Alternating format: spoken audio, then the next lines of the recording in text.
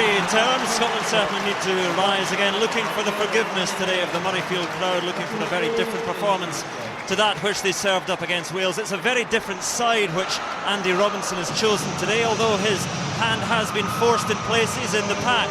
Ewan Murray's sabbatical made selection of Murray Lowe at tight head prop straight forward. Richie Gray as Halen Harting returns at lock, while Johnny Beattie is back at number 8 after his shoulder reconstruction. The changes continue through the spine of the team. Mike Blair and Rory Jackson replacing Lawson at Parks at half-back. Sean Lamont has been picked for running, not passing.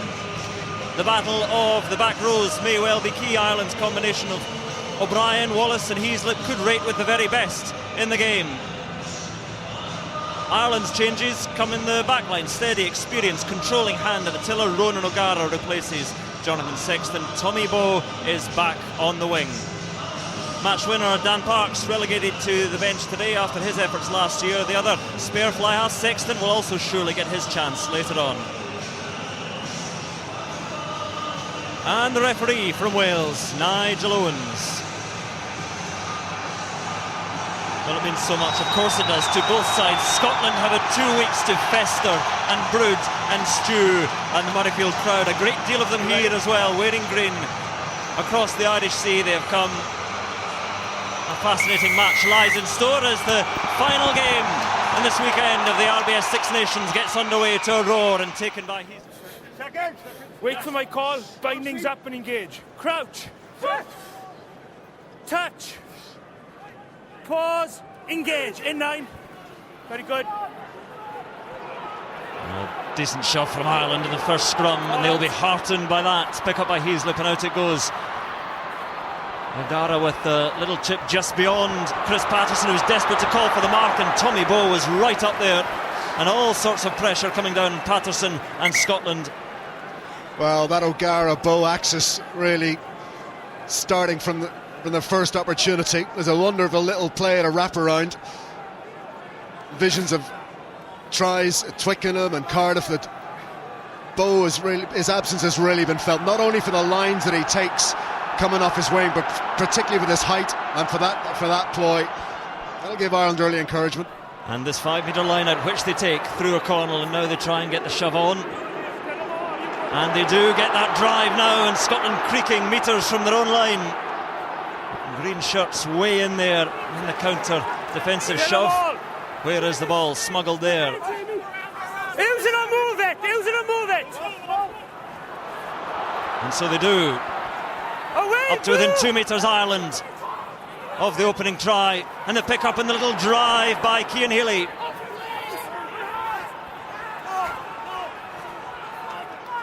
Redden calling in the troops. And there is the straight through, as simple as that, for Jamie Heaslip. And the blue sea parted, and Ireland have the opening try. Once again, Scotland have conceded early. What a start for Ireland. 13 and a half minutes gone, Ireland still 7-0 in front. A little slick pass finds Mickey Walker. Wallace hack back finds Kelly Brown. Time to get up, play on.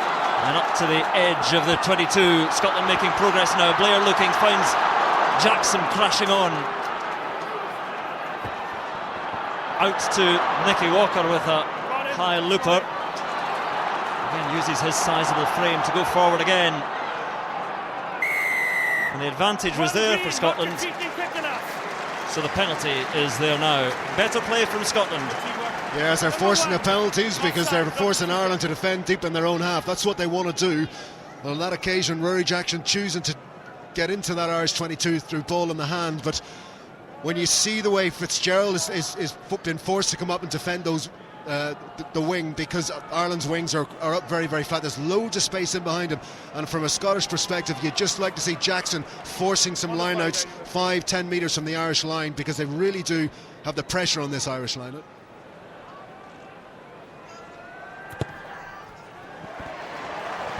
Look to be drifting, but it sneaks inside the posts, and 3 points belong to Patterson and to Scotland. John Barclay. Oh, and his pass is wild, and it was well taken by Jackson. And Scotland get the penalty, and Jackson will not thank Barkley for that pass, so Lamont up and running. And Patterson was heading up on his shoulder. And Scotland still come. Blair looking for Murray low outside, goes himself, then finds support infield. Advantage to Scotland. An attack to nothing here. The penalty is there, and a chat is coming from Nigel Owens to Irish captain and culprit. We've got 4 penalties now, not rolling away, pulling a scrum half in without the ball. Needs to stop now, okay? Thank you. Have a word. I hold a penalty.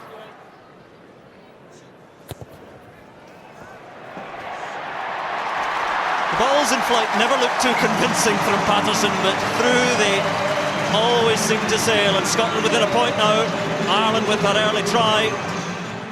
Once Max Evans was sucked in, there was a load of space for him. Oh, it's a risky one from Scotland long. It's taken by Lamont. He spills it, and Scotland inside their own in-goal area.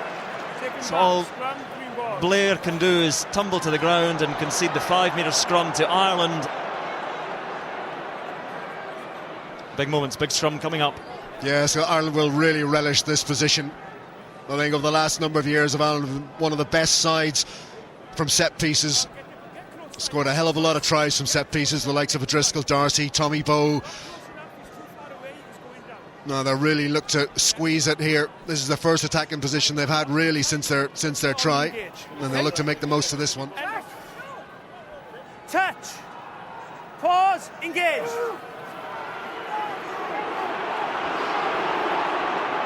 No quarter given there initially, but then Ireland get the shove on, and the advantage is there. The penalty coming, the pick up by Heaslip looking for a second try, and it's Redden who skates through. A second try for Ireland under the posts. Well, they did it. The scrum stood up well. I don't think they were going to get the 8-man, and Heaslip took it away. Looked like he'd been stopped, but Redden was on hand, and you could see how thrilled he was with that one. And again, it's a try that should have been defended. Heaslip really needs to have been put down there, but he's able to stay on his feet and slip the ball inside to Redden. Now, see, I think it's Barkley comes up, Rory Jackson goes too high, really needs to put him down. He's able to stay on his feet far too long, slip the ball to Redden. There's Ross Ford again, the hooker. Didn't release him, you were the tackler, release before you regather. Penalty to Scotland. Number 2. And an eminently kickable one as well.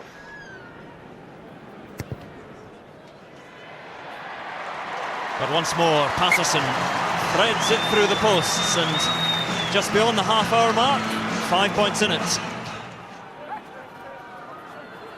And Cian Healy storming on, still going the prop, up to within 5 metres. No.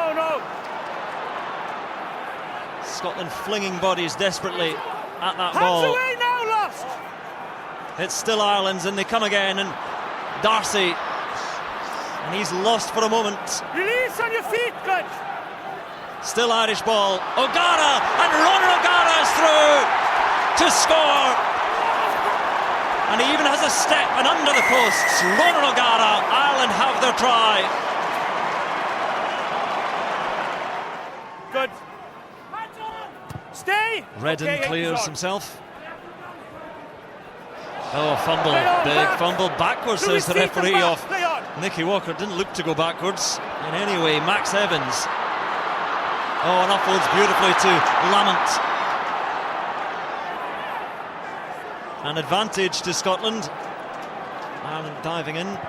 So a crossfield kick to nothing at all. Kelly Brown is waiting out there. But into touch, that won't be an advantage. Back they come for the penalty. No, he went off his feet and he played it back afterwards. Scotland a bit fortunate there. Looked to come forward off Nicky Walker's take. Well, that penalty count's getting worse and worse as we go through this match. From an Irish perspective, I did think there was a hint of a knock-on though in that feeling by Nicky Walker there. You go 11-4. Stay on your feet, you're fine, but he went off your 3 feet. 3 tries to 0 as well, though. Yeah, in the shades of the France game. 3 tries, but the bulk of penalties against them. And so far Ireland leading the championship table, I think, in penalties conceded. So Mike Blair receiving a bit of treatment. And Chris Patterson again stepping forward.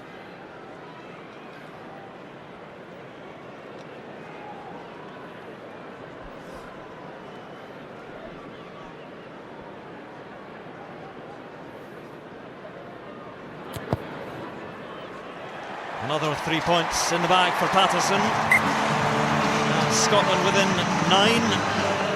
Yeah, that's really costing Scotland dear at the moment. But things working quite well at the line out now. Richie Grace stealing another one from Ireland.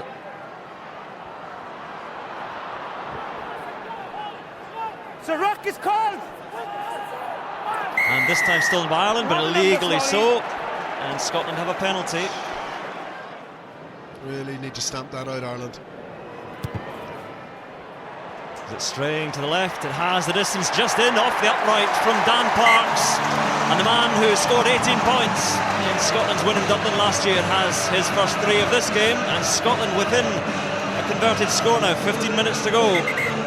Yes, plenty of time to go, and Scotland just need to stay patient and not force it too much.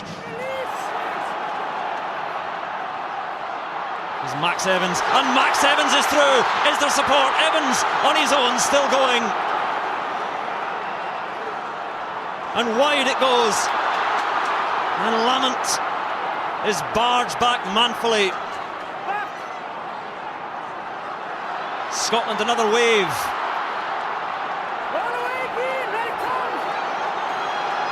12 metres or so out. Dan Parks, long pass out wide. Richie Vernon is there. Green wall in front of him. Advantage to Scotland, penalty coming, drop goal attempt at nothing from Dan Parks. It sails through, 3 more points for Scotland, and the gap is down to 3 as we head into the final 10 minutes. Into the final minute, Richie Vernon.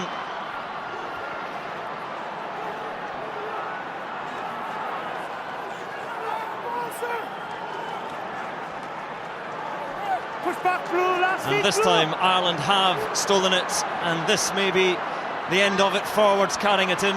Tom Court looked to see the clock out. O'Gara's creeping forward to the touchline to shout time instructions, but he's being ushered back. But it's Ireland's play, it's Ireland's attacks, and the seconds disappear for Scotland. The clock is red, and Ireland will know that. Back it comes, out it goes from Sexton. The victory is Ireland's. Hard-earned, deserved. What an effort from Scotland in the second half, but the victory belongs to Ireland.